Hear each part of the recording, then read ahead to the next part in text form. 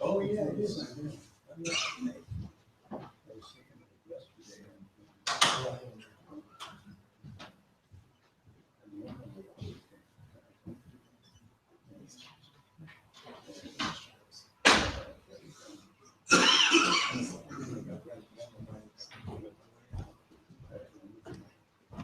Does everybody have a handout? Anybody need one? All right. So we'll go and get started here. So my name is Chris Peterson. This is the MLS Rules orientation. Hopefully that's what you thought you were coming to today. A couple things about this class. First, This is not a class that I wanted to have. Greg and I didn't sit around one day and thought, what would be a fun class to have? Let's have a class about the rules. This is a class the board, when was it?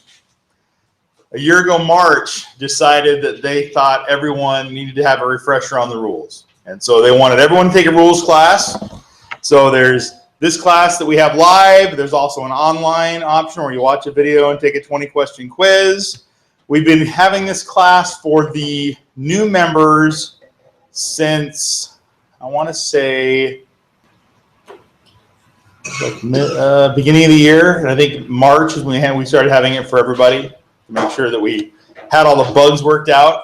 So this class is about the rules. I mean, I will try to make it interesting, but it's the rules. I mean, I can only do so much with what I've got. So the handout you've got in front of you is pretty thin, 2 pages. We used to print out the entire rules and give them to everybody, but realized, you know what, everyone's just taking that home and leveling their pool table with it or something. They're not going to read it. So, but on the handout you've got, there's some links on the back that show you what the rules are. If you open up your handout, the first thing you'll see on the second page there is the violation chart. And the violation chart is kind of going to be our rough outline of how we're going to go through things this morning. And the thing with the violation chart that I like is it's in black and white what the consequences are if you break a rule. There's not some committee that meets once a month and then, you know, willy-nilly decides to fine somebody $100, fine someone else $25 if they like them or whatever. It's in black and white what you're going to get fined for if something happens. And the fines that are on here, the fines are there as deterrents. They're not there as a revenue stream. We don't have a quota. We don't have to, you know, get so many fines that are done. The MLS wants accurate information. And on the violation chart, if you look over on the far right column, it says SEC at the top. That stands for section. So if you want to see what section of the rules and regulations each of these rules come from, these violation chart items, that's what that is. So you can go back and you can review where that came from.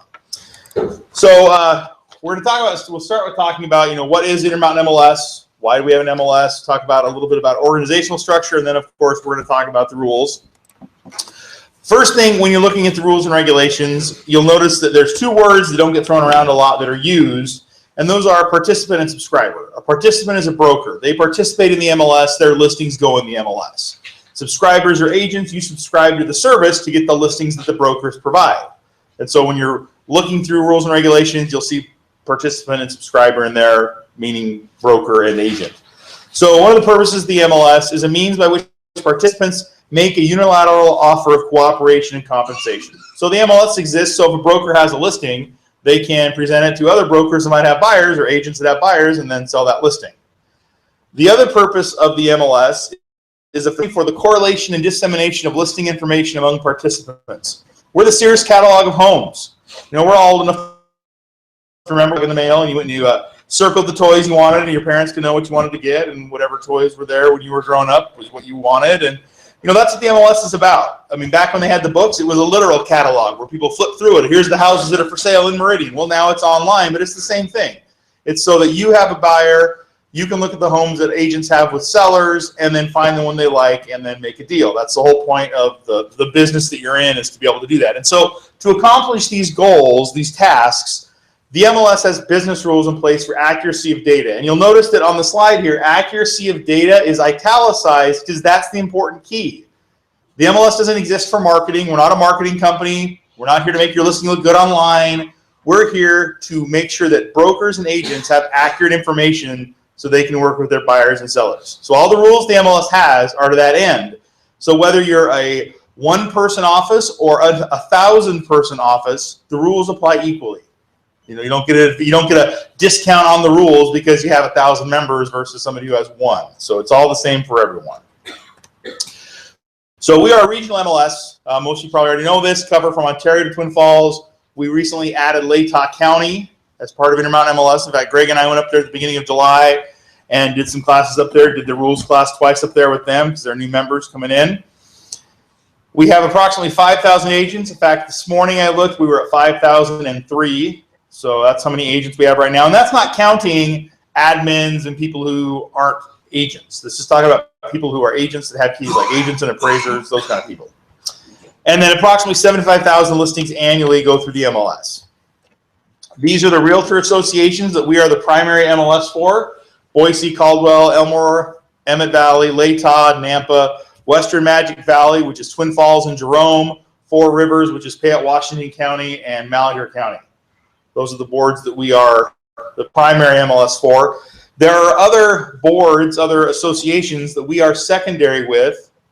For example, there are offices in McCall, in the Mountain Central MLS, or in Sun Valley MLS that are secondary members with us, which means if they want to, they can put their listings in Intermountain MLS. And if they choose to do it, they have to follow everybody else.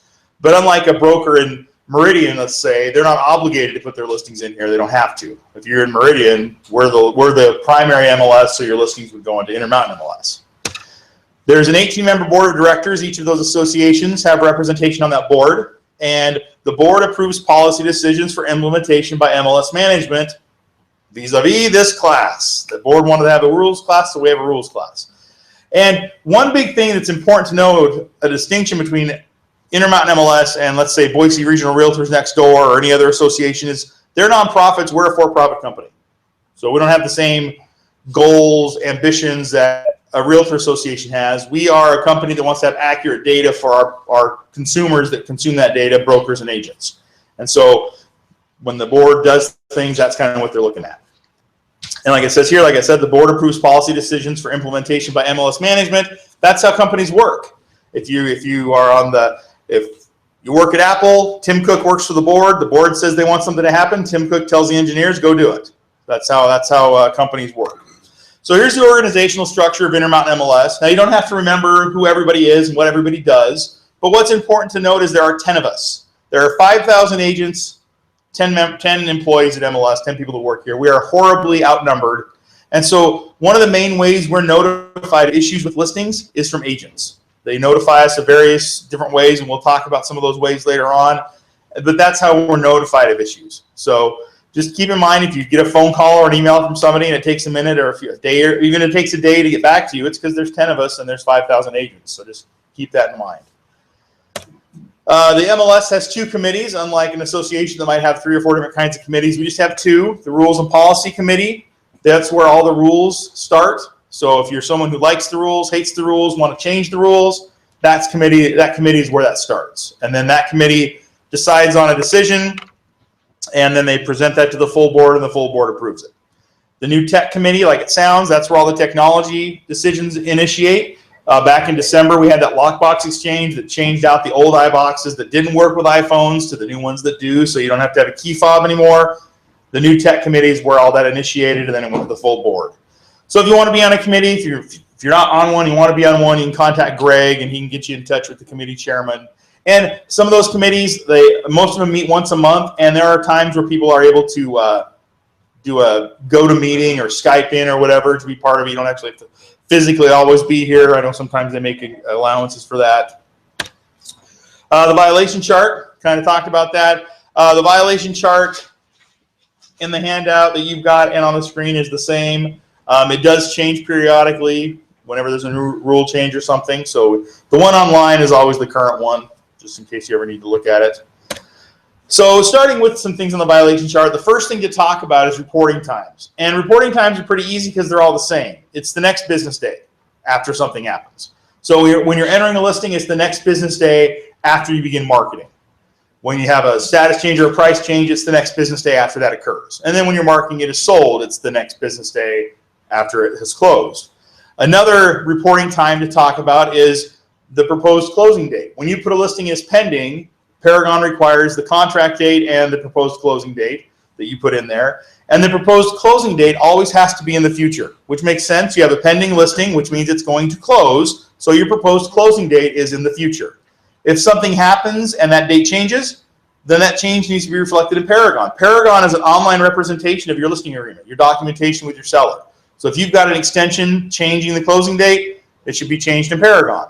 If something happens and it's not going to close, then the listing should be made back on market so it can be active again and everyone knows it's available.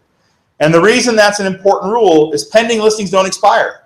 So if you have a listing that's pending and then something happens and it's not made, the change isn't made in Paragon, then we don't know what's occurred. And this rule actually came about. There were some board members that saw some pending listings that had been pending for like 4 years. And the agents were gone, the office was gone, we had no idea what occurred. How does that help us to know what's going on in the market if things are just sitting there?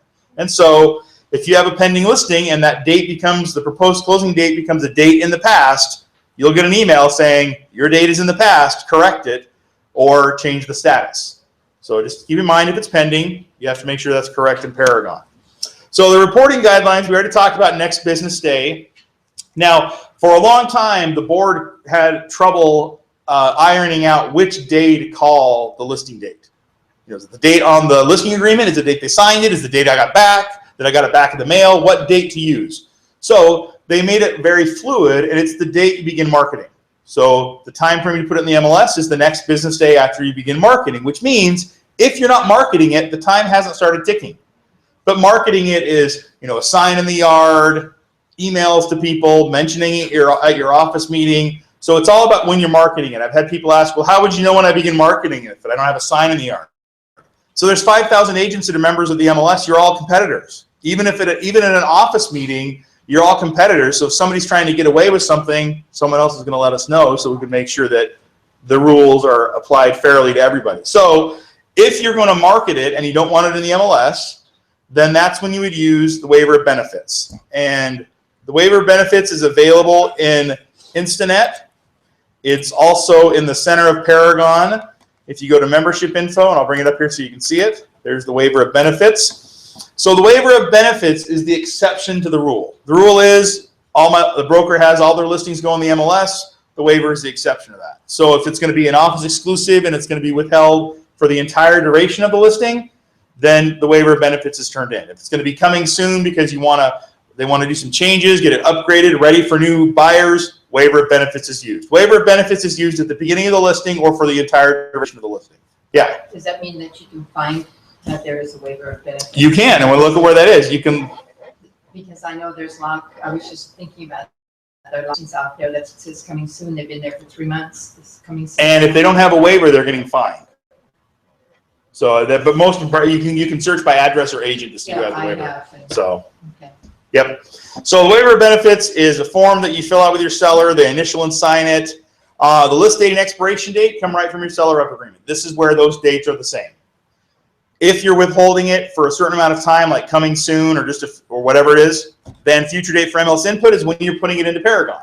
So let's say I have a listing that I take today. What's today? Today's the 21st, right? So let's say my list date is the 21st. My expiration date is September 30th, but I want it to go in the MLS on August 1st. So my future date for MLS input would say August 1st. And on August 1st, when I put it into Paragon, that's my list date, not July 21st. So the way to be able to put it in when you're ready with the list date of when you're putting it in the MLS is that future date for MLS input.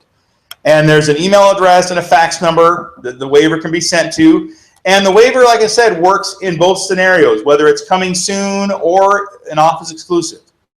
So, I mean, I've had people say that are doing coming soon. So this form's kind of overkill. Well, the form is there because it works in both scenarios. The board didn't want to have two forms and then have people confused. They made one form that covers scenarios. So if you are not going to put the listing into the MLS by the next business day, you fill out that waiver of benefits. And here on the dashboard, it says listing waiver search. And so you can come here and search by address or agent. And I'm just going to put a 45 in here so we get some listings. And then you would see information about the property. Now, you're not going to see a lot because during that period that they're on a waiver, they're an office exclusive. So, of course, there's not a lot of information in there. So if you had a buyer that was interested in a home that has a waiver, you would contact the listing agent like you would any other kind of office exclusive and work with the listing agent directly because the information is not in the MLS. Some of this, like here's one that says future date for MLS input. So if nothing happens with this listing by February of next year, then it's going to go in the MLS. And so that's what the waiver of benefits search lets you see. And again, you're searching by address or agent. There's not a way to search by anything else. And part of the reason for that is these listings are excluded from the MLS, so they don't have all the data in there. I mean, if they're going to put all the data in there, they might as well put them on the MLS. So waiver of benefits search lets you search for those properties. Questions about the waiver of benefits while we're talking about it? You don't have to explain why you're asking for the waiver. Nope. Nope. Too bad. Yeah. Well, and I will tell you, the board is looking at maybe some other ways to do it to make it less paper intensive, because this is a piece of paper you have to have signed. I mean, even if you use Instanet, it's something to us. But right now, that's what we have. So, and then what I understand about the way they're looking at it is making the coming soon be a limited time period, and then it goes into the MLS. Where right now it's kind of open ended. So, But changes are coming. The board doesn't move quickly, and that's intentional. So, but the waiver, especially as there are more and more listings that are using the waiver, they want to make sure it's easy to make it accountable and easy to turn it in. I mean, right now, again, you have to fax or email us something. If we could make it so you could enter it yourself, that might be easier. So. Is that expiration date at the bottom of this form? Is the waivers expiration? No, that's the expiration date of your listing agreement. Yeah, the listing date and expiration date are coming from your listing agreement. Yep. Because the waiver itself doesn't have an expiration date other than that, unless it's the future date for MLS input, and then the waiver would end. So that's the waiver of benefits. And again, like we already talked about, everything else is next business day. Waiver of benefits, we just talked about it, when it's going to be used, coming soon, or withholding the listing. And on your handout, violations level 3 says failure to submit waiver of benefits when required, and there are 3 different penalties for that.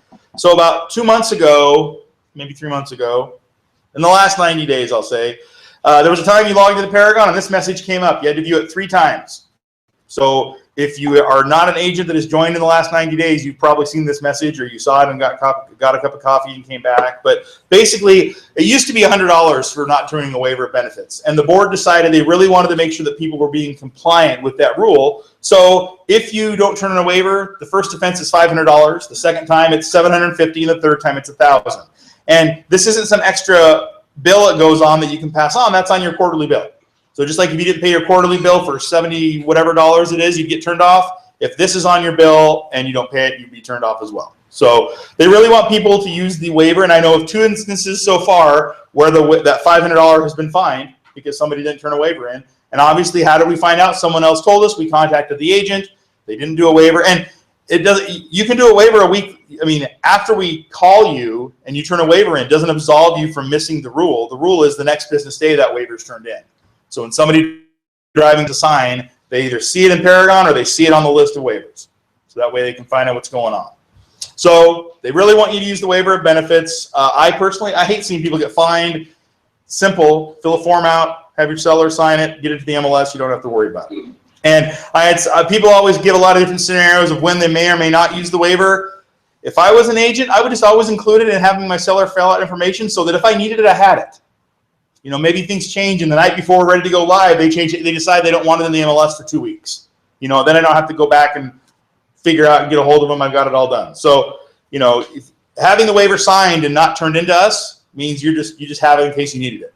Again, the waiver is something you use at the beginning. So once it's in Paragon, you wouldn't need it. But you want to make sure if you're not entering it, you have that waiver.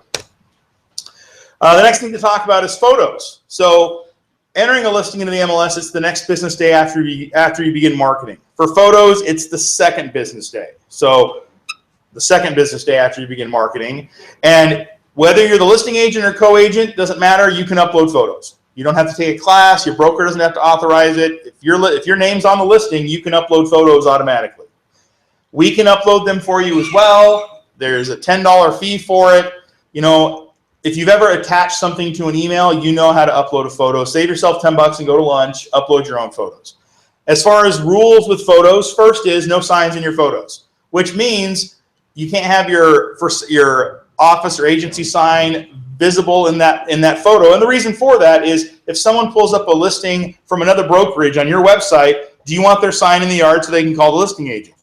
You don't. You want them to call you. That's the whole point of having those listings on your website. So they don't want signs in the photos. If there's a sign in your photo and you don't replace it and don't change the photo, then it might be photoshopped out, which will not look as good as an original photo without the sign. No matter how good you are at Photoshop, you know, we don't have the original photo at the MLS. We have the tiny one from Paragon. So it's going to be better if you upload your own photo without that sign.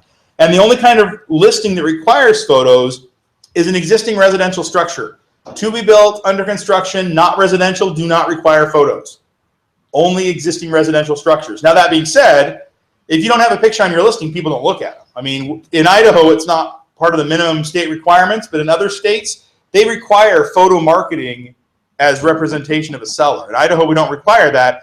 But you know, even if you're listing vacant land, people want to see pictures of the dirt. What can I see when I stand on the dirt? Which way does the dirt face? People want to know that. And most cell phones have cameras on them. You can take pictures. again, the MLS doesn't require it, but take a poll at your office one day. How many of you look at listings without pictures? You will see 0 hands go up.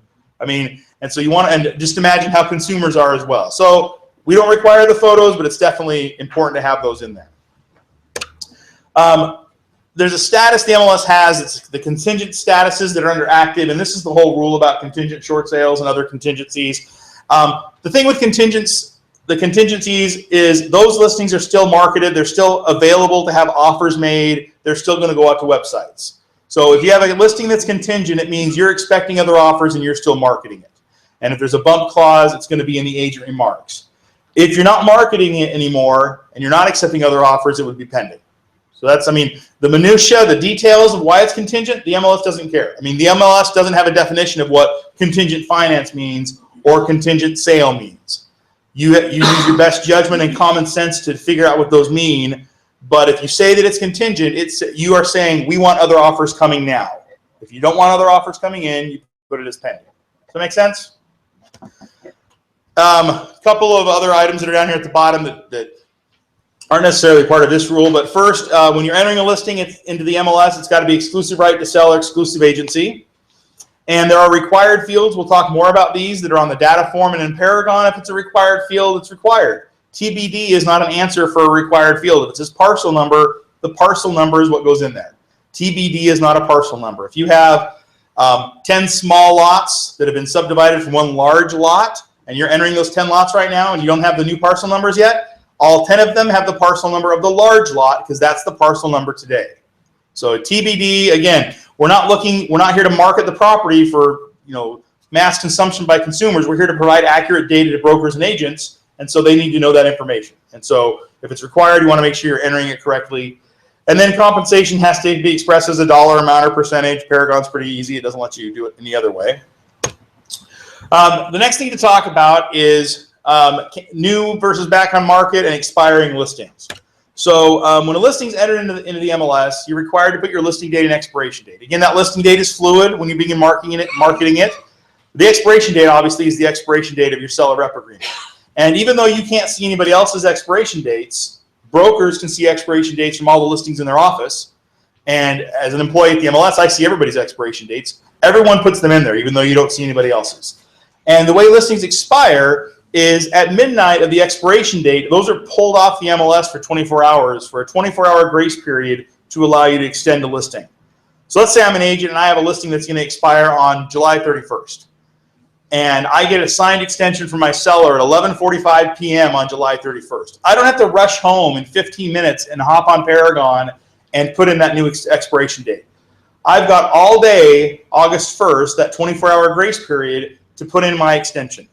And during that 24-hour grace period, other people, including the listing agent, won't be able to search for it in the searching part of Paragon, but it's still available in listing maintenance. And during that 24-hour grace period, it's still active. So I got my extension signed at 11:45, 9 o'clock in the morning on August 1st. I put in my new date, save it. It's back active again. It hasn't expired. The new expiration date is visible to me and my broker. If I didn't get that extension, then after that 24-hour grace period is over, so at midnight on August 1st, it goes back on the MLS, shows expired. The expiration date is still hidden from everybody else. But if they looked at the off-market date on that all fields detail report that has everything, the off-market date would be the same date as the expiration date because that's when it went off the market. So listings automatically expire. Once it's expired, you can't bring it back. There's no way to resurrect an expired listing. If you get a new listing agreement a week later, you can clone that previous listing. You can re-enter it, but you're going to have a new MLS number. That MLS number from that previous listing is dead and gone. And if you got an extension and you forgot to get it into Paragon, of course, if you have documentation, we can fix that expired listing, but it has to have been signed, obviously, before the expiration date, not during the 24-hour grace period, because that's the day after. So you want to make sure that if you get that extension, that you get that information entered into Paragon. Versus back on market. So when you're entering a listing, you're entering it as new or back on market, and like it says here, whichever is applicable. So new means that listing is either new at your office or it's been 30 days or longer since it was listed at the same office. That's what new means. Back on market means that listing is being relisted at the same office and it's been less than 30 days. So both of those change to active after 3 days. So new means there's something new with the listing. Back on market means there's not. Back on market, it's at the same office, less than 30 days, being listed again. New, it's in a new office, or we've waited, and now we're putting it in new again. So that's new versus back on market. And this is one that comes up a lot that sometimes people get fined for because they don't realize the difference. Because they think, well, you know, I'm not the agent that had it before, but if it's at the same office, it still would be back on market. It's the office that dictates that change. So that's new versus back on market. And like I said, both of them automatically change to active after 3 days. And then if you're going to wait 30 days to be able to put it in as new, you might as well wait 31 days because that's when the cumulative days on market reset. So the cumulative days on market accrue automatically. They're built into Paragon. We can't adjust them or anything. And so the reset time for the cumulative days on market is 31 days, where the new reset time for the MLS rules is 30 days. I had someone say, well, why aren't those the same? Well, they had the new versus back on market rule before Paragon had cumulative days on market. And the cumulative days on market, the reset time is 31 days because the longest month in the year has 31 days. That's why. It's pretty simple. Paragon's a stupid computer program. It has to know how to do something, and so that's what they did. So here's an example of a listing that did not wait the 31 days. You'll notice it says days on market 1, cumulative days on market 135. Had they waited 31 days, those would both say 1 and 1. So you just want to remember, excuse me, that if you want to reset the cumulative days on market, just wait 31 days.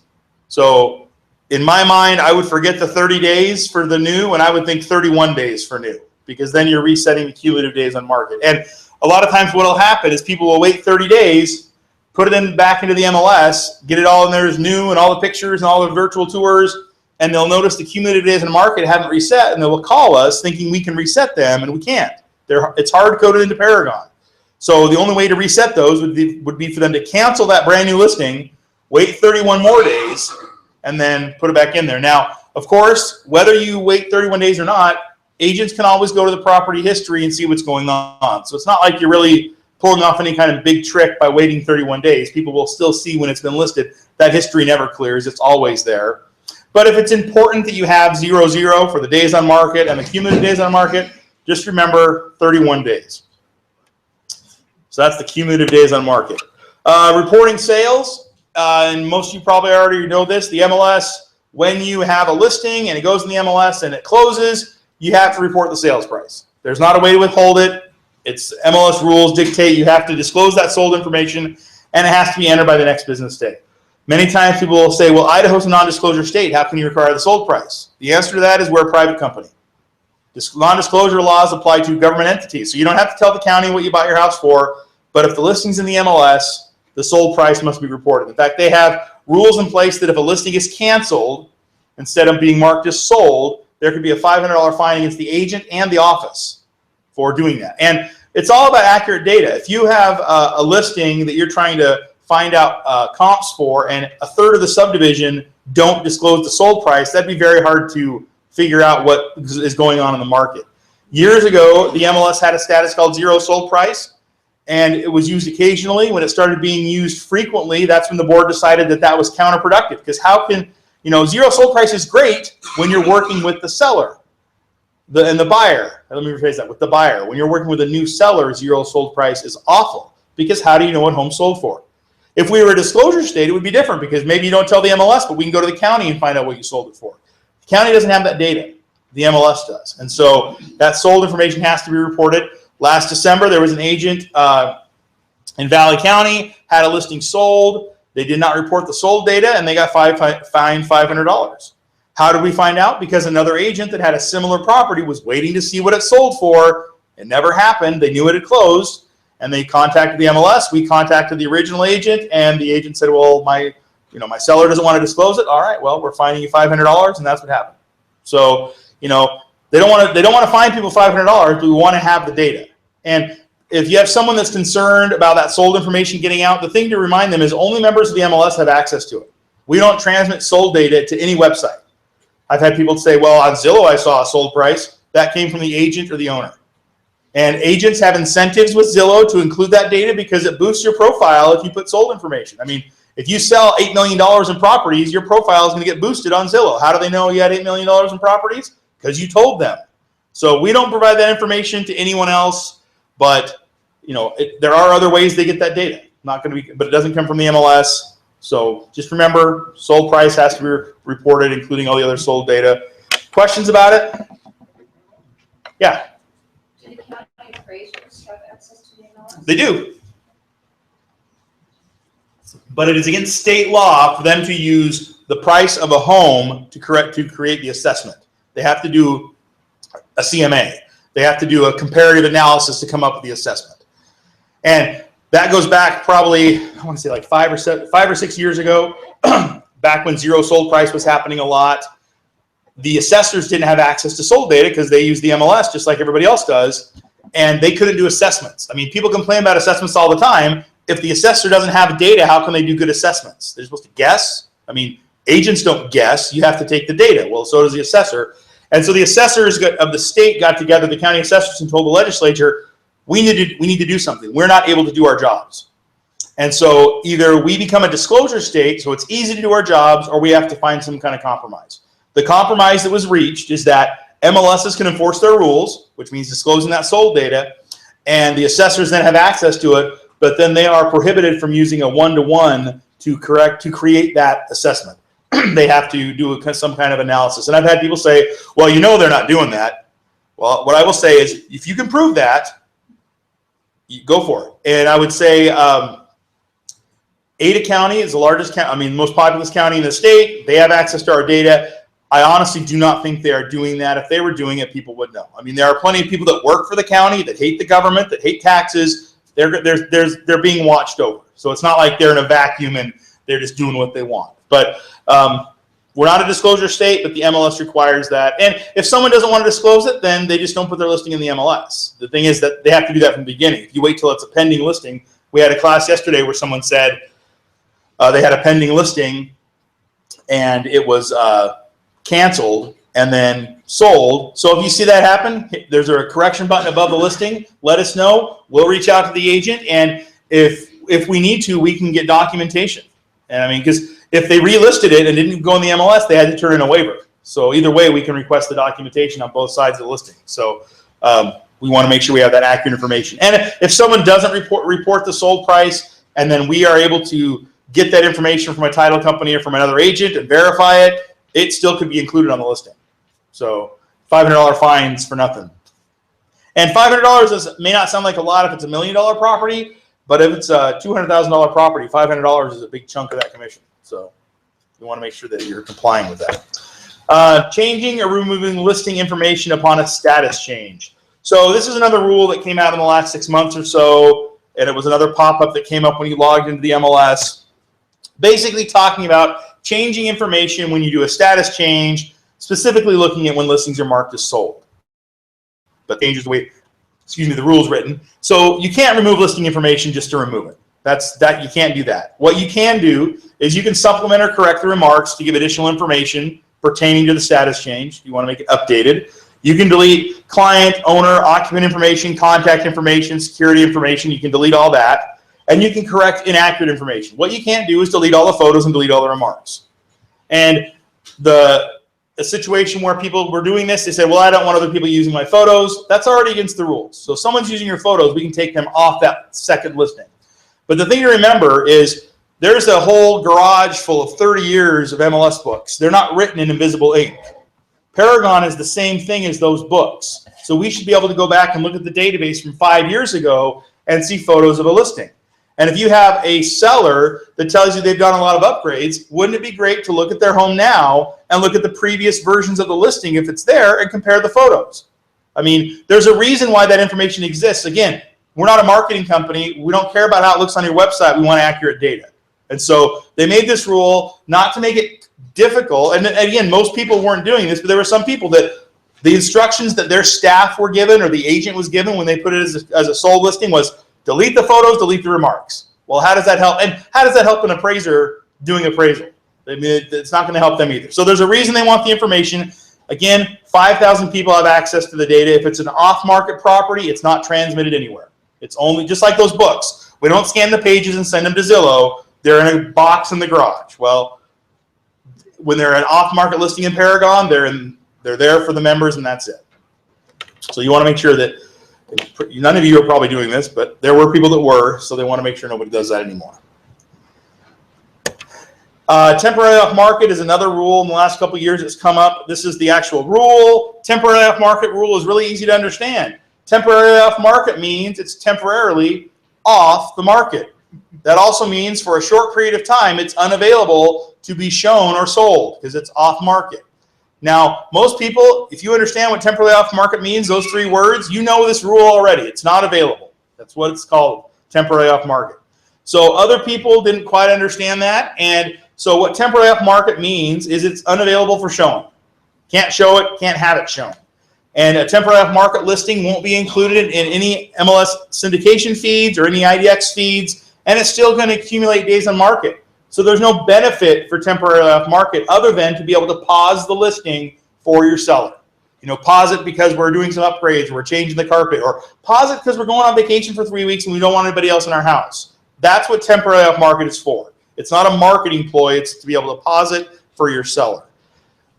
After the temporarily off market status, it has to be transferred to an active status so it can be shown by someone else.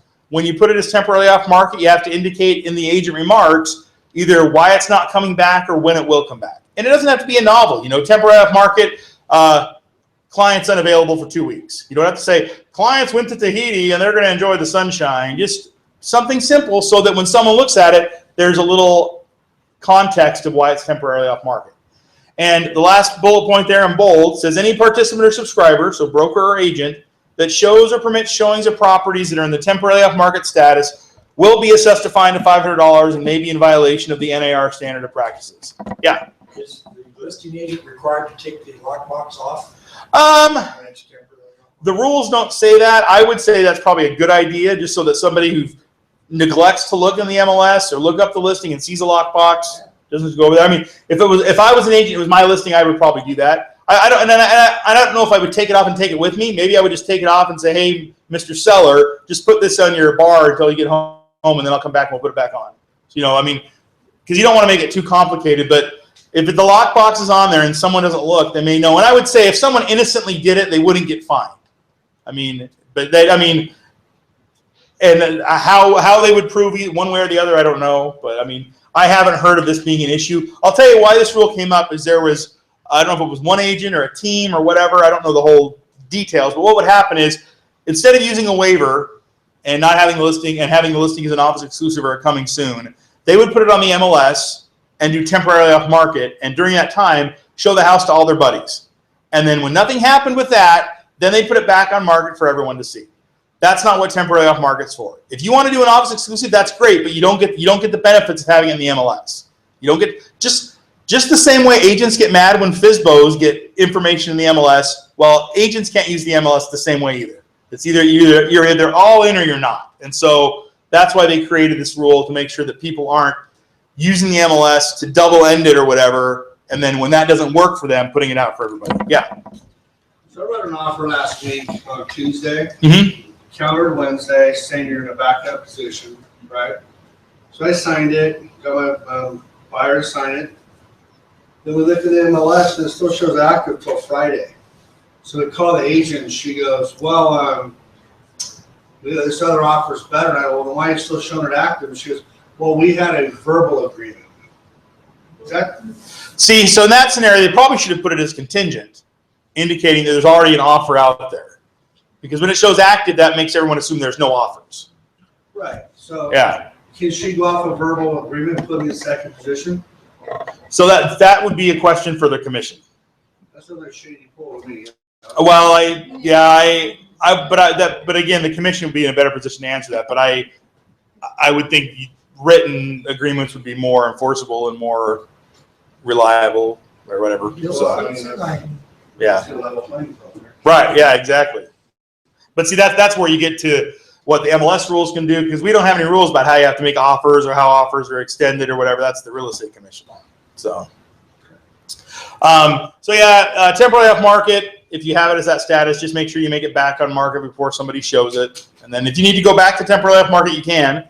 I mean, I know that may sound silly to switch it on for 2 hours and switch it off, but the trick with that is for that 2 hours while it's back on market, everybody would have access to it. It wouldn't just be one person or two people or whatever. So If it's temporarily off market, it's not available to anybody.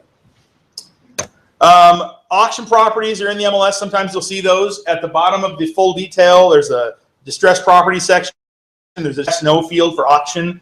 And with an auction property, if there's a minimum bid, that would be entered as the asking price. If there's no minimum bid, the asking price can be 0. But like every other listing, they have to disclose the sold data. They can't not disclose the sold data. Section 1.1 talks about written documentation for listings. And basically, by putting a listing into the MLS, you're indicating you've got all the documentation you need to be representing that seller. So, I mean, the MLS doesn't ask you to turn it in. I mean, sometimes if there's a conflict, they can request that. But by entering it in the MLS, you're saying you've established agency, you've got the relationship for that property. If there's ever an issue where the MLS has to resolve a conflict between two agents that say they have the same listing, that's when they can demand copies of the listing agreements. And that's how they would figure out who has the listing. And if that ever happens, it's only happened a few times that I know of, the reporting time to get that to the MLS is 24 hours. So if there's a conflict between you and another agent, you would both have 24 hours to provide the documentation so that the actual representation agreement can be ironed out. The trick with that 24 hours, just to be aware, is if you don't comply with that, the MLS can withdraw any listings that agent has. So if you have 10 listings and one listing's in conflict and you dropped the ball and forgot to turn in your paperwork within 24 hours, the MLS could withdraw all your listings. That'd be a fun conversation to have with the other 9 sellers. Oh yeah, I was in the Bahamas. Sorry your listing got canceled. So, you just want to be aware that if there's ever an issue, you have 24 hours to provide that information. And really, the reason that I've never heard of that happening is because I'm pretty sure if there's a conflict, both sides think they're correct because they haven't looked at each other's paperwork. They've looked at theirs, they think they've got it, so the MLS is the one that would be able to determine that.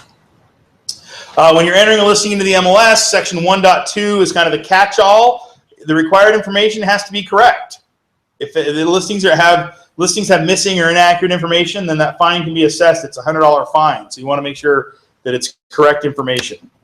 When you're entering your listing information and making changes, especially if you're in an office where staff makes your changes, there's 2 kinds of documents that can be used for, and depending on the scenario, for these changes. The first is the MLS change form, the administrative change form. Now, in the past, years ago, this form had signature lines on it, and the board got rid of those. The reason they did is because this form was not written by an attorney, it was written by the MLS staff whenever it was created. And the history of this form is that years ago, the broker said, man, it sure would be great if we had a form we could give our staff when they need to make changes to listings, instead of giving them some contract and they've got to go look through the whole thing and figure out where this change is. So the administrative change form was created so that you can mark, what's the change, and then you give it to the staff person and they go in and make the change in the MLS. But it's not a contract, not meant to be used with your sellers. The form that's meant to be used with your sellers is the RA16A that the Idaho Association of Realtors provides. It's the broker agreement addendum. This is a form that you initiate the change that's happening, the status change or the price change, and then they would sign it. Whereas the administrative change form doesn't have a place for them to sign. So you just want to keep in mind, if you're turning a form in, having a form signed by your client, you want to make sure it's the RA16A. Inaccurate information on listings, section 1.2. Any information in the listing must be correct, and you can't include contact information in the public remarks. So you can't have personal marketing, contact information, brokerage names, title companies, any of that in the public remarks. Because the public remarks goes to everybody else's websites, goes on all the client views, goes to realtor.com, all the other marketing websites people might use. And if you have a website and someone pulls up a listing from another office on your website, you don't want to see the listing agent's name on that listing. You want them to call you about it. So you don't want to have any of that in the public remarks. Now the agent remarks, because it's only seen by agents in the MLS, you can have almost anything you want in there because it's only seen by agents. The only real restriction with the agent remarks is you can't have unrelated third-party marketing. You can't put in the agent remarks, I love Alliance Title. But you could put seller prefers Alliance Title because now you've connected it to the transaction. So it's all about connecting it to the transaction. I mean, I can't upload a document into the associated documents for my daughter when she sells Girl Scout cookies. Here's the cookie form. Now, obviously, that's not related to the transaction, so you can't do that. Well, it's got to be related to be either in the listing or in the documents. When we talked about the marketing information, inaccurate information on listings, Continuing with that section 1.2 with the virtual tours, there's two types of tours that you can put the link into the MLS. The unbranded virtual tours are like the public remarks. There's going to be no broker or agent marketing on there. And that unbranded tour goes on all the client views and goes to everybody else's website. So again, somebody pulls up a listing on your website from another office and they click on the virtual tour link. You don't want them seeing the listing agent information. You just want them seeing more information about that house, so they call you. The branded virtual tours can have agent and office marketing information, and that goes to the agent and broker website and on all the agent views. So then they're able to transmit that to their clients as well. And so you got to make sure that you have the unbranded and branded in the correct fields. The MLS doesn't host the virtual tours. All you're providing to us is the web address, the URL. So you have to have it hosted somewhere else, either your own website, someone else's website, and just make sure it's compliant with the branded and unbranded. And we already kind of mentioned this, but you can't use someone else's photos without permission. Virtual tours, any of that stuff. You have to have their authorization to use those things. If you use someone's photos without permission, the MLS can just pull those photos off the listing. Written permission is the best because then there's documentation that so-and-so said you could use their listing photos. So you want to make sure you're not using someone's photos without permission. Listing service, there's three kinds of listing service that you'll see in the MLS. Full service, there's not a slide for it, but full service means you're doing everything. You're negotiating, you're presenting offers, you're helping with counter offers, you're doing full service. You're representing everything with that seller. Limited service means you're not doing all of that. So limited service means you may not be advising the seller about a purchase offers. You may not be helping them develop counter offers. You may not be negotiating for them. You're still going to do the minimum state requirements, but there's just things you're not doing. You know, maybe they want to negotiate it and use their attorney. They don't want to use an agent. So that might be an example of limited service. The other listing service is MLS entry only. And what that means is that all the listing agent is doing is put it in the MLS, and everything else is being handled either by the seller or someone else. Again, you're still doing the minimum state requirements. You're still going to field the offers, but maybe someone else is negotiating them. Someone else is helping them create counter offers.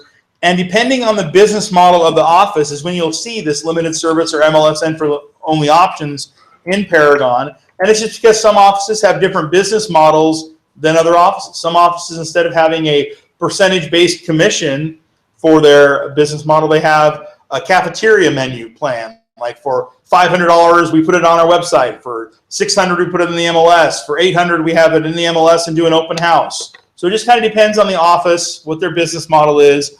But the reason these are in the MLS for you to see is so that if you're working with a buyer and you see a listing that says limited service, as a full service agent, you know that there's not a full service agent on the other side of that transaction. There's a limited service agent, or it's an MLS entry only listing and there's really not another agent over there doing very much because they're not obligated to. The kind of listing they have, they're not doing the same thing that you might be doing. So those are in there. So as a selling agent, you're made aware of what you might be dealing with when you're working with that buyer. So MLS entry only, limited service, full service is what you'll see. Advertising listings. Section 2.7 and the rules talks about advertising listings that are in the MLS.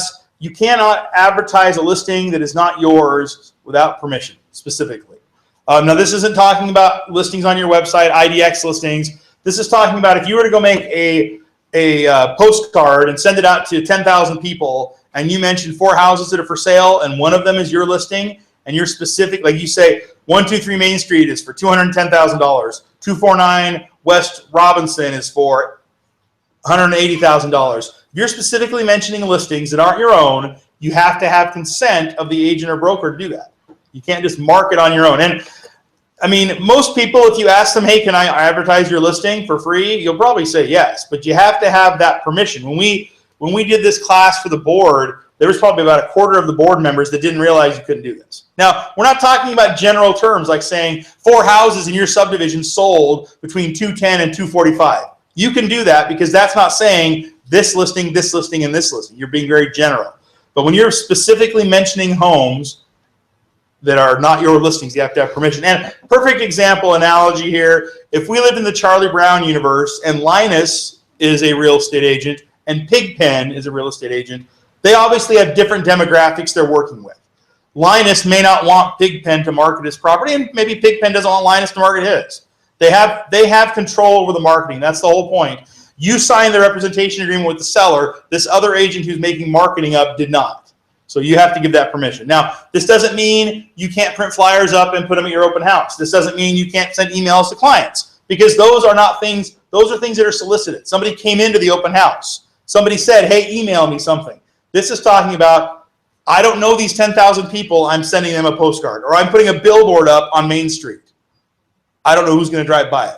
That's the kind of advertising it's talking about, not sending listings from the MLS. Yeah, well, I would say yes, just so you have it. But I mean, consent is what the rules say. So I mean, if you had verbal consent and I would say written is probably better. That way, somebody can't forget what they told you.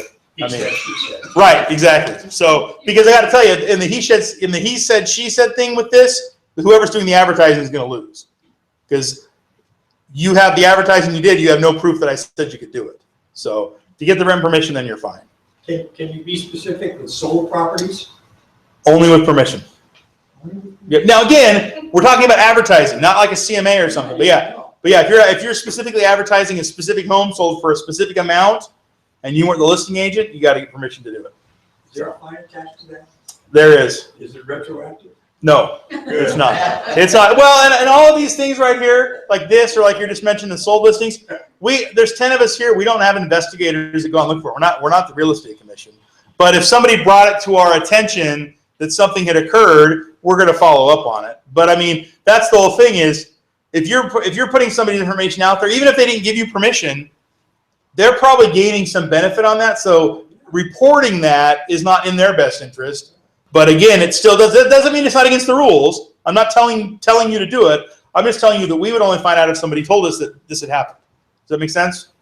So you just have to have consent to do that. Unauthorized use of superkey. So section 2.9 is the rule. We're not going to read this whole rule, but there's one line here that I want you to make note of, and we'll talk about it more in a minute. It says every MLS participant, so a broker, shall also be eligible to hold one additional key per office for emergency use. So a broker can have an additional key for emergency use. That'll come up in a minute here. So first thing about lock boxes is they are voluntary. You do not have to get a key. With new agents, a lot of times we'll hear them talking about the cost involved, the barrier to entry to become an agent, and lockbox keys are one of those. But you don't have to have a lockbox key. You can be an agent, you can join the MLS, you don't have to have a key. Will that make life difficult? It probably would, but people ride their bikes, people ride the bus all the time. You don't have to have a car. You don't have to have a lockbox key. You just have to have someone that has a key with you. We had a husband and wife come in a few months ago and they joined. They got one key. I don't want to say they got one key between them. One of them got a key because they said, well, we're always going to be together. 2 weeks later, the other person wasn't getting a key. So, you don't have to get a key, but it will make it difficult. Lock boxes have to be placed with consent. Obviously, that's true. The RE16 has it on there. You have to have authorization. And if you have a key, there's some security requirements the MLS wants you to follow. First, have the key in your possession or in a safe place at all times. Don't put your key on the table at Chili's and go walk around for 2 hours. Have the key in your possession. And that's why having it on your phone is great, because you're not going to leave your phone somewhere. Your phone's going to be with you. You don't put your PIN number on your key. And I've had people say, well, who would ever do that? Well, I can tell you, I've taught enough Paragon classes where people have come in with their laptops with Post-it notes on it with all their passwords. I'm sure at one point somebody put their PIN number on their key. Now, I don't quite understand that, because you pick your PIN number. It's not like we gave it to you. You picked it. So if you have a hard time remembering your PIN number, call us. We can change it, make it something easier for you to remember. Except where described. That's what we were just talking about with the brokers. Key holder must not loan the electronic key to any person for any purpose whatsoever, or permit the key to be used for any purpose by another person. So brokers have that extra key they can get for emergency use, but you can't, other than that, it can't be loaned out. So the broker can't have that extra key and just loan it out for fun. That key is to be loaned out when a person who has a key and their key doesn't work, then they can use that broker's key. So it's not there for someone who doesn't have a key. Hey, I'll use the broker's key. It's my key doesn't work. I have this one I can use. You can't duplicate the key or let someone else do it. So don't have your hacker cousin try to hack it onto 2 phones. Probably won't work anyway, but don't have them try to do that. And then if your key gets stolen, let the MLS know so they can turn it off, especially if your PIN number's on your key. I mean, we don't want someone being able to access properties that's not authorized. Now you might have seen recently that the MLS added home inspectors to the people who can get keys. There's certain requirements they have to meet, and the key they get is not like the key that agents have. It's called an affiliate key, which means they have to have a CBS code to access the key. And we actually in the board meeting yesterday, they talked about CBS codes, which is why right here there's this little blog post that says CBS code for your lockbox. Because even though you may not use a CBS code with agents, for those affiliate keys for inspectors, whether you have it turned on or not, they have to use that. And so the CBS code, and I brought this blog post up because there's a little screenshot here, is you can, if you're at the box and you're programming it with your phone, you can see the CBS code and you can change it. If you want to know what the code is that exists already, when you go to the Super website and bring up your inventory of lockboxes, the CBS code is right there. And they all have one assigned to them, whether or not you turn it on or not. But if you have a home inspector coming to your property, they're going to need that code to get in. And some people who've never used CBS codes weren't sure what they were. They were giving them shackle codes and all these other things. The CBS code is usually a longer number. I'll give you an example of a CBS code that somebody set. They actually used the phone number where the lockbox was. So I'm not telling you to use the phone number where the lockbox is, but if you're trying to think of a way to make a CBS code easy to remember for yourself, because you can go in and change them, this particular place, well, I'll tell you, it's this particular place it's not a real estate office, it's an association office. They have a lockbox out front. I've done classes there. Sometimes I'm there before anybody else. So if I need to get the key, I use the CBS code because that's what it requires for me to be able to access it. So CBS codes are already on the lockboxes, but they're used for those home inspectors. And as more and more home inspectors get those affiliate keys, and for an affiliate key, they only get it on their phone. They don't get an express key. It has to be on their phone, and they only have access using that CBS code. So, Do appraisers have those CBS codes? Appraisers have a regular key like an agent. Yeah. But you could turn it, if you could turn a CBS code on that everyone would have to use. But because they have, basically, if you don't have Paragon access, don't have MLS access, it's the affiliate key, which is right now the only ones that are that way are the home inspectors. So, but that's the CBS code, and I know it's not on the little slide here about lock boxes, but where that just became being used, and I know they talked about it in the board meeting yesterday, it's just something to remember that CBS code's already on the box. And you'll probably see more about those in the next few months or whatever, just reminding people how to do it so that you're going to have a home inspector out in front of your house, you're not at a loss to try to figure out how to do it. So, and if you don't know what it is and you're not at a place to look up Supra, obviously you can call us. Give us the serial number and shackle code of the lockbox. We'll know it's yours. We'll be able to look up that code as well. So, there's two scenarios where the MLS can either refuse or suspend the right of somebody using a lockbox. And basically, it's if they're arrested or convicted of a felony of a misdemeanor, or they're doing something that puts clients, customers, or other real estate professionals at risk. The MLS can take that key away. Now, I will tell you, the few times that someone's been in a scenario like this that was a member of the MLS, before that happened, they turned their stuff in and went inactive because they had a lot on their plate. They weren't really dealing with real estate anymore. But if there was ever a scenario, the MLS has a rule to be able to take that key away from somebody. And take that key away could also be just turning the key off because we don't know where they are or whatever. But anyway, they can do that. Compensation, when you put a listing into the MLS, you have to offer compensation. The MLS doesn't have any minimums, but I will tell you Paragon won't let you do less than $1. So there's no rule that says $1 is the minimum, but you can't go lower than that. And those compensation offers are unconditional. So you can't say people with red hair get 3%, people with black hair get 2%. It's the same for everybody. And along that same lines, the MLS is not the place where you exclude people. If there's a scenario where an agent has to be excluded from being able to show a listing, you don't do that in the MLS. A few years ago, there was a husband and wife that were both agents. They got divorced. One of them, the other one showing one of their listings. So in the agent remarks, they wrote, so-and-so, member number, blah, blah, blah, cannot show this house. The agent remarks is not where you air your dirty laundry. If there's a reason to exclude someone, and I mean, you would want to talk to your broker specifically, they would know how to do this for sure. But the way I understand it works is that the broker of the listing agent contacts the broker of the excluded agent and lets them know they're excluded, and if needed, why. Another example of where this has occurred, there have been law enforcement that have sold their homes or listed their homes, and there were agents that they had interaction with, they did not want to be showing that property. I mean, if you got pulled over 8 times for a DUI and 4 of the times it was this one cop, he probably doesn't want you showing his house. So again, the listing broker would contact the broker of that agent and probably written over email and say, hey, just so you know, your agent is excluded from this. If you need more details, let me know. And I've got to tell you, if you're the agent that is excluded, don't ask for the details. Is that what you really want to hear? Oh, by the way, it's because this is a guy that pulled you over 4 times for DUIs. I mean, or whatever it might be. So there are ways to exclude it. The key is it's not the MLS. That's not where you do it. There's other ways to do that. Ownership of compilation and copyrights. The MLS owns the data. Back in the day when people had books, there were specific rules about how that book worked. You couldn't give your book to your buyer. If you did that, you could lose the right to that book. You'd have to go to just use the one the broker had at the office. So Paragon has the same kind of restrictions. They're for use by members, by agents and brokers, and only authorized distribution is allowed. You can't just send anything to anybody.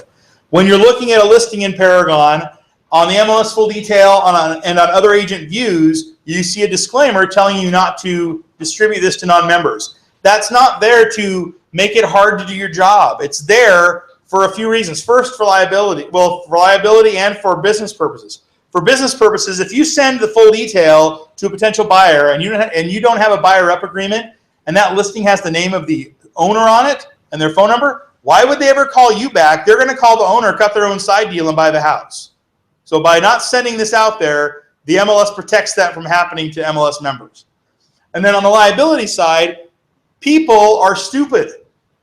And that also means agents are stupid. Now, not you in this room, but as a group, if people are stupid, agents are stupid, that's the way it works. The MLS can't control what somebody does, but we can control what the MLS distributes. I'll give you 2 examples of agent remarks that would be why you wouldn't want to distribute them. First was for a home that said, no showings between 3 and 5, kids are home alone. Now, we can all agree that is not a smart thing to put in there. Now, the agent did not think they were doing anything wrong. They thought, I'm answering a question that I'm going to get, and I want people to know why this is unavailable. Now, the agent remarks is not the place to put that. We can't stop that, but we can make sure that that full detail doesn't end up in the flyer box or being emailed to people. Because if it got out to the public and you had someone who was not a nice person, all of a sudden they know where some kids are by themselves. Let alone the 5,000 agents, not all, no offense, but all 5,000 agents aren't angels all the time. So, I mean, there's a reason they don't want that going out there. The other example, agent remarks again, said tenant is visually impaired. Again, they're putting that in there, explaining why if you go show this house and there's an ottoman in the middle of the floor, it's because this guy's blind and he can't see. But if that's out in the flyer box, 2 hoodlums walking by see it, I'll talk to the guy, you ransack his house because we know he's blind. So there's a reason they don't want this going out. And when you're looking at listings in Paragon, first, on the very top title of the listing, and I got Paragon up here, I'll bring one up. On the very top title bar, it tells you what report you're looking at. Like right now, it tells me I'm looking at a spreadsheet.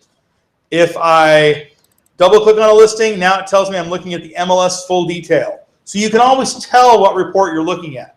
And if you want to go to a client view, if you go to the reports menu, any of them in the details folder that says client or customer, like I've got 2 up in my favorites here. Here's customer handout. It's a client-specific view. It's not going to include listing agent, listing office, compensation, agent remarks. There's the MLS client detail. And no matter what report you're on, like if I'm on the full detail, whenever you go to email in Paragon, it automatically selects the client detail as the default report. So if you end up emailing something other than the client detail, you changed it yourself. I've had someone say, well, I don't remember doing that. Well, I will tell you the default report is this, so somehow you changed it. So it's set up that way, again, not to be difficult, but to make it easy to do the correct thing. So if somebody's in a hurry, they don't have to remember what report do I have to send, it's there as the default. So you can send those reports to your clients, just make sure you're not sending out those full details. Violations level 4. Username and password, no sharing of that. It's my favorite one to talk about. So this is a $5,000 fine and a 3-month suspension. So your login to the MLS is for you and you alone. When you joined and you signed your subscriber agreement, you said that it was for you. 30 years ago, you said that book is yours and yours alone. You're not going to give it to anybody else. Well, the Paragon is the same thing as the book. And the MLS, this rule doesn't come up very often because the MLS login screen has some things that keep that from happening. The way our login screen works is it checks for a few things to make sure that you're the same person logging in versus somebody else. One of the first things it looks at is location. So the first time you log into the MLS, or if you install a new version of Firefox, or you're on a new computer, it will ask you if you want to share your location. And if you don't share your location, that's fine. But if you don't share your location, you make it hard for the login screen to verify where you are. So for example, if I've got a laptop and I'm not sharing my location and I'm on a Verizon hotspot, my location information on my Verizon hotspot, my IP address, will say I'm in Salt Lake City. Because that's where the hub for Verizon is. That's where the IP addresses are distributed. And so I'm in Boise on my Verizon hotspot, my location being reported to Salt Lake City. I get done with what I'm doing. 10 minutes later, I drive to the office, hook up to the Wi-Fi at the office, and now my location says I'm in Boise. So there's this thing called a velocity error. And so unless you're Doctor Who, Marty McFly, or The Flash, you can't get from Salt Lake to Boise in 10 minutes. So if that happens repeatedly, what the login screen is going to assume, which would be logical, is that there are two people logging in. One's in Salt Lake and one is in Boise. And so it will put security things in place to stop that, like having you change your password. So the way to avoid the velocity error is when it asks you to share your location, do it. You're only sharing it with the login screen. You're not sharing it with every other website you go to. Each website, if you haven't noticed already, every website has to ask you individually to share your location. It's not a global setting. But by sharing your location, what happens is I'm on my Verizon hotspot. The IP address says Salt Lake City, but my browser, which can override my IP address, says, yes, that says Salt Lake City, but my physical location is Boise, Idaho. And so then when I get onto my Wi-Fi at my office, it says, oh, I'm in Boise, Idaho. Yep, that works. And so they have that velocity error because they're trying to catch people that are using information they're not supposed to. If someone's stolen your information and they're logging in Salt Lake, having you change your password would stop them. The other thing it looks at is what's called how do they call it? They call it keystroke patterns.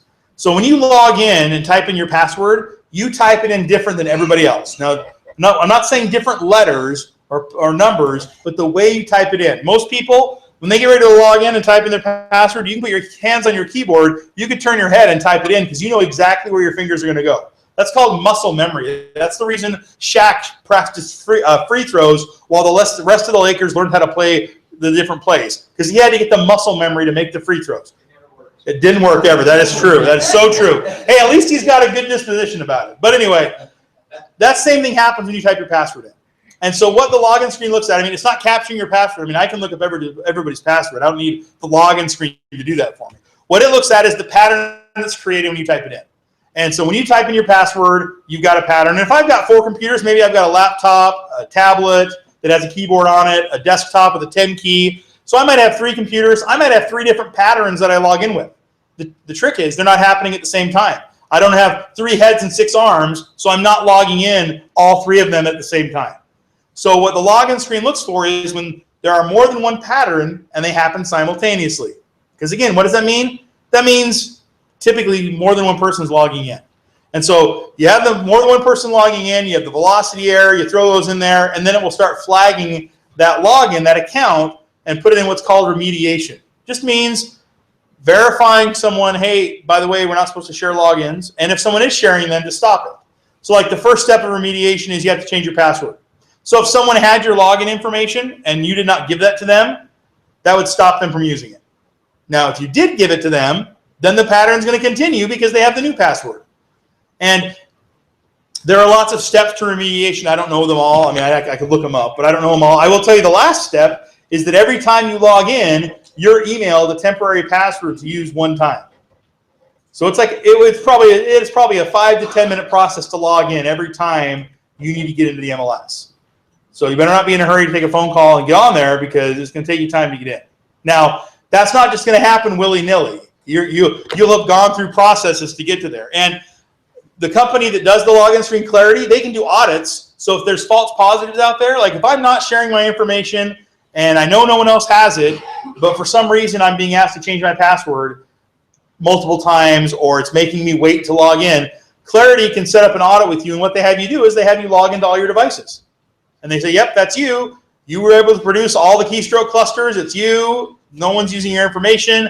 And then it can be adjusted so you don't have to change your password or anything else. I will tell you, we have people turn down audits. I'm a skeptical person. If you turn down that audit, you're telling me you're sharing your information. So, and again, the MLS isn't trying to stop people who need access from accessing the system. If you have an assistant, there's an admin login for $30 a quarter, $10 a month. They have access just like anybody else. They don't have to be licensed. They're working under a broker or under an agent. They can do what they need to do. If you're working on a team, 2 agents or an agent and an assistant, and you need to access each other's paragons, there's a form called Assume Identity. It's right here under Membership Info, Assume Identity. And what that does is it puts this Assume Identity option up here at the top. So I log in as myself, go to Assume Identity, and now I'm in Paragon as someone else. But I'm still logging in as myself. So the accountability is still there. Just like the information on a listing, you have to have documentation and accountability. Logins are the same way. When they started charging for the admin logins, there was probably 2/3 of the logins that were out there, brokers turned off because they didn't want to pay for ones that they weren't in control of or didn't know if were being used. And so it wasn't because the MLS said, hey, how can we make money? It's that if there's a little bit of barrier to entry, you stop people from just using it when they don't need to. Yeah.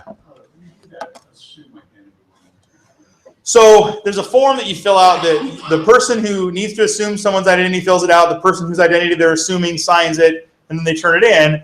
And then up here at the top of Paragon, this Assume Identity option will be turned on. And so you log in as yourself, go here to Assume Identity, choose the person whose identity you're assuming, and then it switches you out of your Paragon into theirs, and it says, welcome whoever they are, assumed by you. And there's an audit on Assume Identity, so we can see when someone assumes someone else's identity. So if you had a personal assistant assume the identity of an agent, and a listing was changed during that time, we'd be able to tell who made the change. So the Assume Identity is there, so if people need to access each other's MLS, their Paragon accounts, they can. I did this class in an office, and there was a husband and wife that actually had to change passwords, and they were frustrated by that. But what it was is they were logging into each other's accounts. So if you have Assume Identity turned on, you only have to remember your own number and password, but then you can still access the other person's. Because that was the frustrating part, is they change their password and have to try to remember what the other person's password was. So by using Assume Identity, then you don't have to worry about that anymore. So, and Assume Identity, I mean, it doesn't have to be a team. It doesn't have to be an assistant and an agent. It could be a scenario where I'm going to go on vacation and my broker doesn't have time to manage my listings while I'm gone. So my agent, who's a friend of mine, is going to take care of it for me. Maybe they're the co-agent, maybe they're not, but they can assume my identity so they can go there and do the things with the listings that I need them to do. And when you assume someone's identity, you have all the rights and security levels that they have in Paragon. So if you're assuming a broker's identity, you're the broker. If you're assuming an agent who doesn't input listings, you're not inputting listings. If you assume someone who inputs listings, then you can do what they can do. So if you haven't heard of Assume Identity or wondered how people were using each other's MLS, that's the legal way to do it, is the Assume Identity. The frustrating way is if you share a password and then have to change it, because passwords, when you have to come up with them yourself, at least for me, you have to think of a way you're going to remember it. And then all of a sudden, if you have to change it again, now you have to do the whole thing again.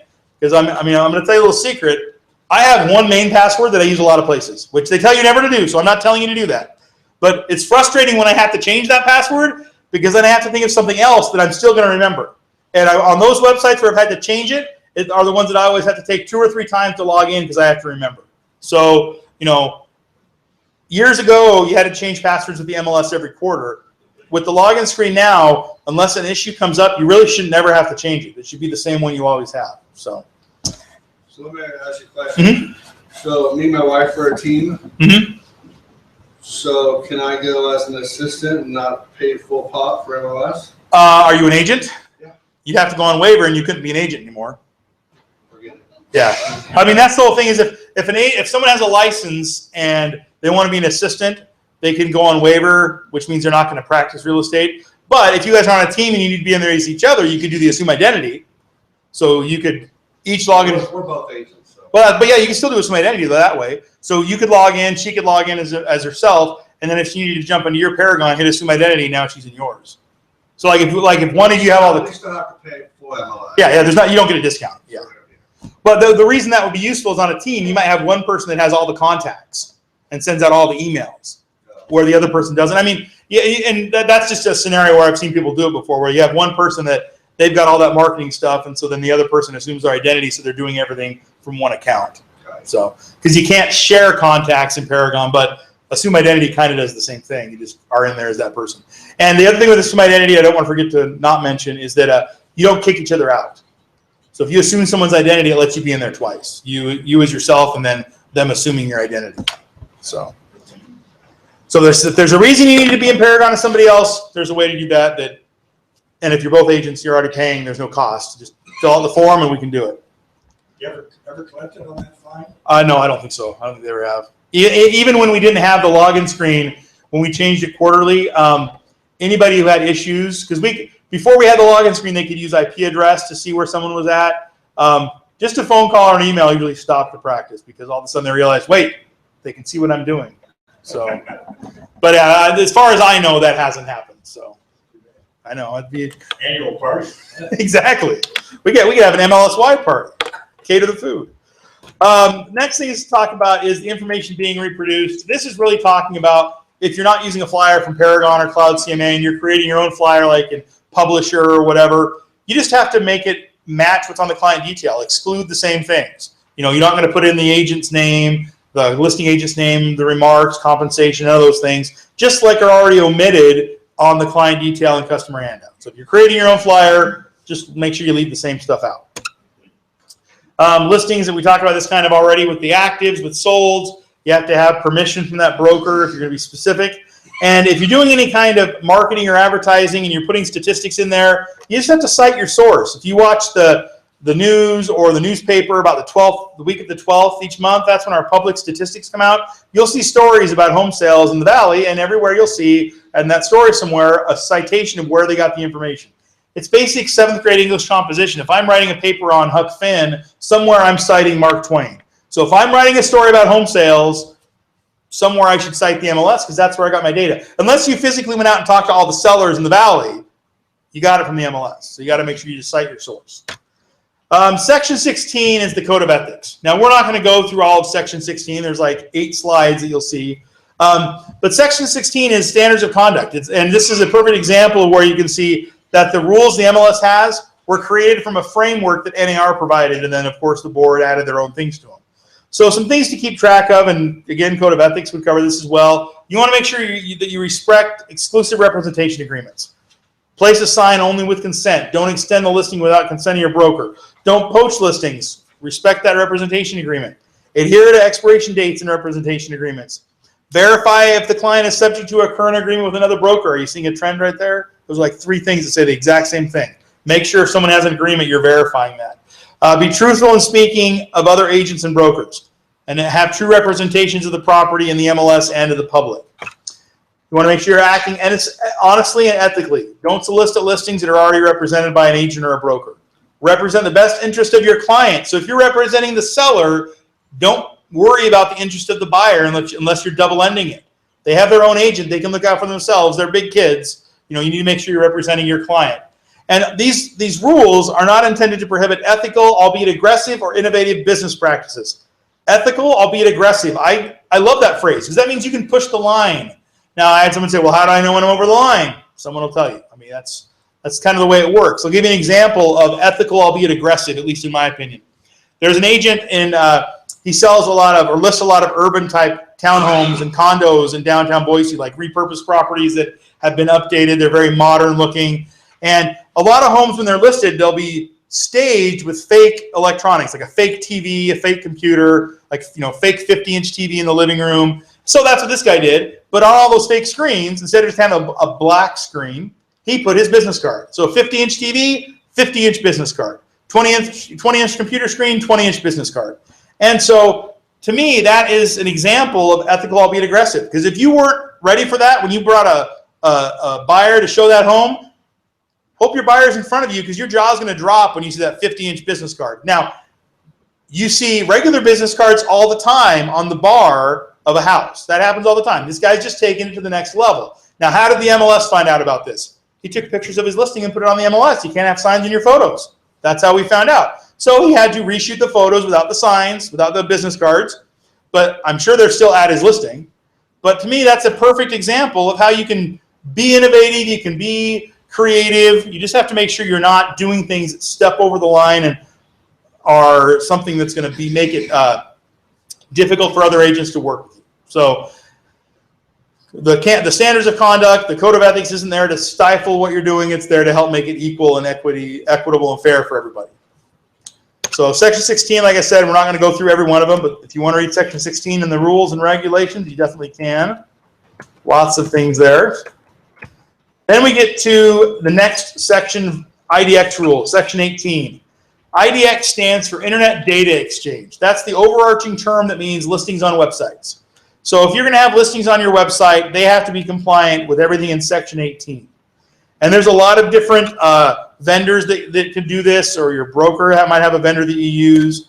So the section 18 just talks about how the listings have to be displayed, what can be displayed, what can't be, how often they have to be updated, which I will tell you our minimum update time is 3 days. Most websites are well quicker than that, but you can't be slower than 3 days. And if you're going to have listings on your site, there's a broker authorization form that has to be filled out because your broker has to know what your website is there because they're on the hook for it too. And like I said, we have a frameable link solution that you can use. Third-party vendors do it. And whoever is doing the website itself and providing that search, they just have to be compliant on section 18. Like section 16, we're not going to go through all these things because we're not all web designers. We're not all going to, how many pixels does it have to be, what information can be displayed. But that's what section 18 is. And if you have a website, even though you may not know how to make those changes on your site, you're still on the hook for those rules. But most of the time, the vendor you're working with has worked with other agents, so they're going to be on top of it as well. Because obviously, if a vendor is not staying on top of the rules, agents aren't going to use them. So you want to make sure that you're compliant. But just a couple of examples of how these rules work. Here's what I was talking about. Our update is every 3 days. That's the minimum we have. Like I said, most websites are quicker than that. And then on section 18.2.7, this is one that I think is hilarious. When you have a website that's controlled by an agent, it must clearly identify the name of the brokerage firm on which they operate in a readily visible color and typeface. So what that means is, if I am an agent at ABC Realty, but I have a website called IdahoWhitewaterHomes.com, somewhere on my site it has to say ABC Realty. That's the law. But I can't have a white website and write ABC Realty in white. It has to be readily visible color and typeface. And obviously this rule is here because that's what some people were doing. They were creating a website and masking somehow the name of the brokerage. I got to tell you, if I was a broker and I had an agent doing this, you're not my agent anymore. It's a right to work state. You're gone. Or whatever process needs to happen. Because if I'm the broker and they're not representing me, I mean, that's the whole point. They're with me because I'm providing some kind of service and I want them to represent me. But for the MLS, we're just making sure that if someone comes to your website, and even though if you're on John Brown's team from JH Real Estate or whatever it is, we can tell what company you're from. And they do spot checks, but just like everything else, the main way we're notified is some other agent tells us, hey, I was on this website and my clients were, and we couldn't tell what office it was. Well, then either the person who turned it in is blind or they're not showing who the office is, because it's got to be clearly identify, readily visible color and typeface. That's the kind of stuff that section 18 the rules section 18 talks about. So like I said, we're not going to go through all these, but again, your web provider would definitely be in compliance with that, I'm sure. Variable rate commission, section 5.3. In the MLS, there's a yes/no field for variable rate commission. And the question comes up all the time, well, what's a variable rate? What does that mean?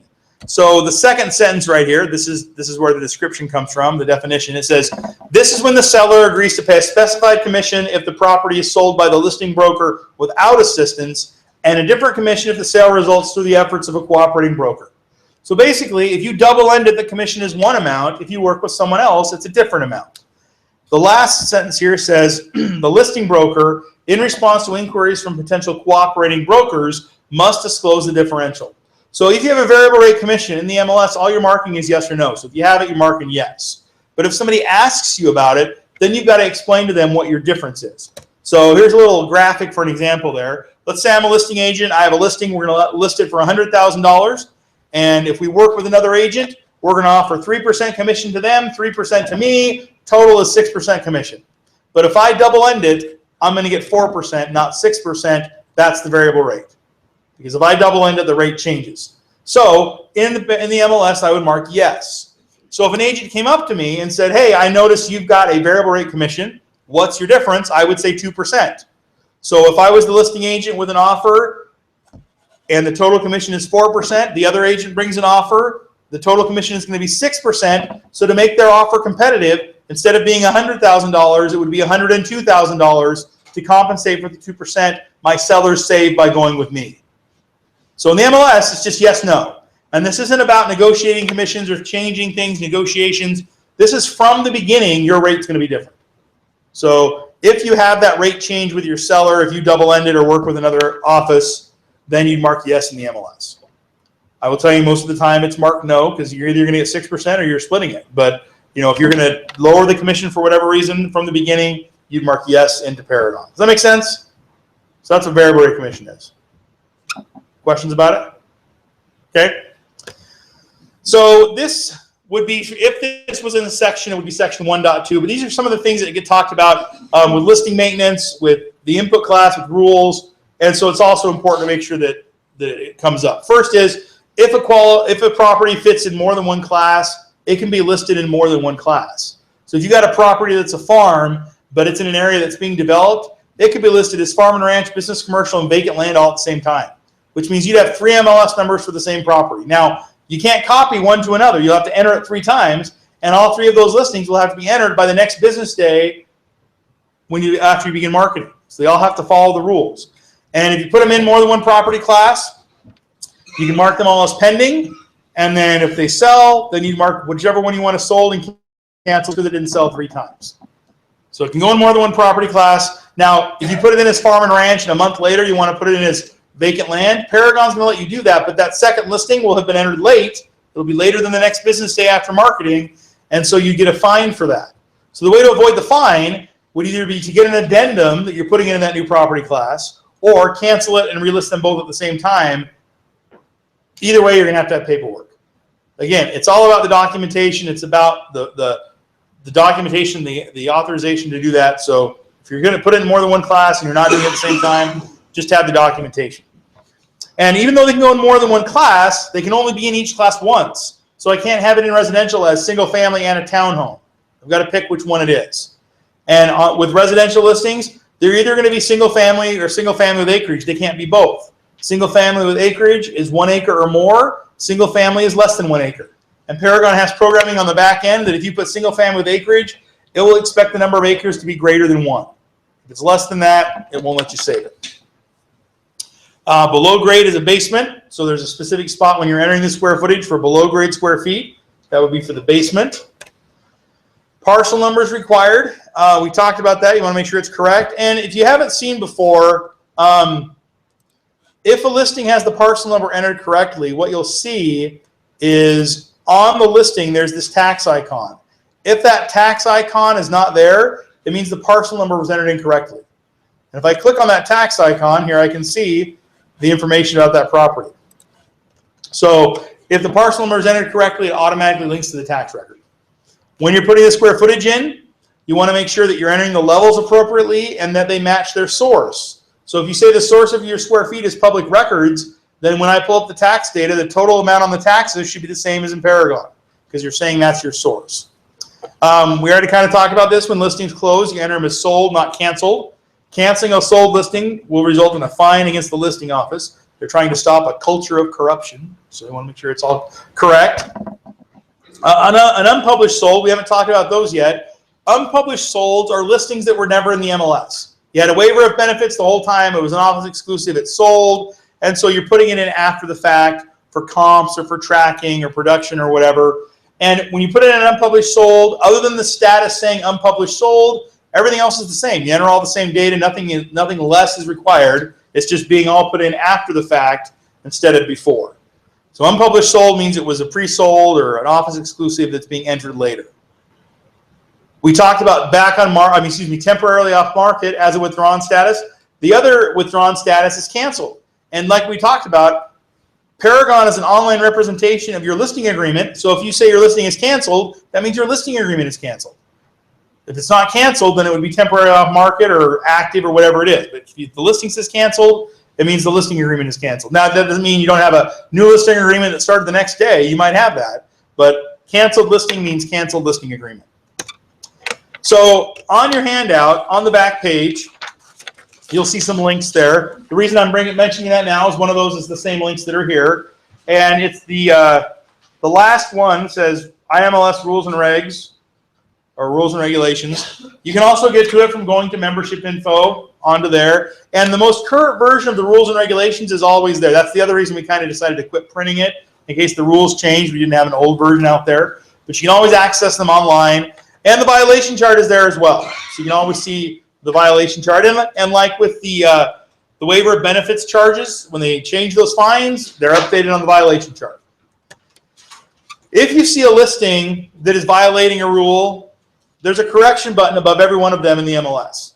Now, you don't have to hit the correction button and tell us. We want accurate data. If it's something simple and you want to contact the agent, go for it. We don't have to be in the middle. But if it's something where you don't want to have some kind of confrontation, you want to still be their friend, but you want to make sure they're doing it correctly, hit the correction button and let us know. We got thick skin, we got a big stick, we're not afraid to use it. Let us know, we'll contact that person. And the thing with a lot of the rules is, for all the rules we've talked about, there are some things that are very loosey-goosey, like waterfront. What does waterfront mean? In the Mountain Central MLS, there are 12 waterfront entries. We have 1. So all 12 of those fit into our 1. So waterfront obviously means more than just on the water. There's got to be something more to it to encompass those others. So when you hit the correction button or tell us about an issue, there may be one way that you're seeing what that means. Someone else may have another valid definition of it, and that's the reason they picked it. I'll give you a perfect example of fully fenced. What does fully fenced mean? I was told the legal description is the entire lot is fenced. The general description is that the backyard is fenced. A third, less common description I was given is that the fence goes all the way to the ground. Because this is a person who was raised in the East where they have a lot of 3-rail fences. So a full fence is one that goes to the ground. That you can't tell me that's not a valid description. It may not be the one you're used to or the one you're expecting, but that doesn't mean it's wrong. So I guess what I'm saying is that just because the rule to you means one thing, unless it's in black and white in the rules and regulations, there may be other interpretations. I mean, view, same thing. What's view? I mean, that we don't have one that says view of the foothills or view from the bench. If we had those would be easy to identify. We don't have those. So view has to mean both of those things. So or many others. So just keep in mind with correction that there are definitely wiggle room there. And I'll just throw this out there as well. If you call and ask me about a rule or ask Nick about a rule, you're going to get the party line. But if you're not happy, and I'm not telling you to go up to Kim or Greg, but Kim and Greg are supervisory. Just like if you go to Staples and you bought a printer and the customer service rep says, I can't exchange that for you. I can't exchange that for you. If you cry enough, the supervisor will come and guess what they'll do? They'll exchange it for you. So the rules aren't made to be loose and fast all the time, but sometimes there's wiggle room. And sometimes you may get a different answer from me or Nick or Barb or Christian than you're going to get from Kim and Greg. Doesn't mean our answer is wrong. We're the first line. We don't have the ability to make changes.